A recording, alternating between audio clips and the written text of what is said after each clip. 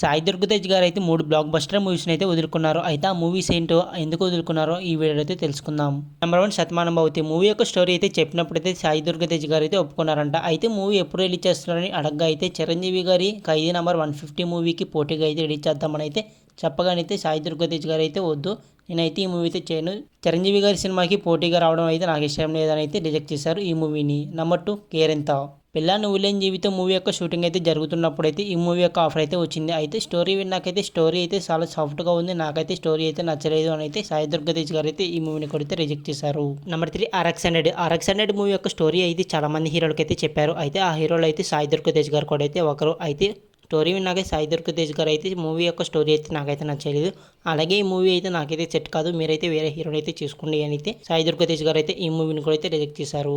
అయితే ఈ 3 మూవీస్లో సాయి దుర్గతేజ్ గారు అయితే ఏ మూవీ చేస్తుంటే బాగుండిద్ది అంటారు? మీ యొక్క ఒపీనియన్ అయితే కామెంట్ చేయండి. నా యొక్క ఒపీనియన్ అయితే శతమానం భవతి మూవీ అయితే చేస్తుంటే బాగుండేది అయితే అనుకుంటున్నాను. మీ యొక్క ఒపీనియన్ కూడా అయితే కామెంట్ చేయండి. అలాగే అయితే వీడియోకి అయితే లైక్ చేయండి, అలాగే మా ఛానల్ అయితే సబ్స్క్రైబ్ చేసుకోండి.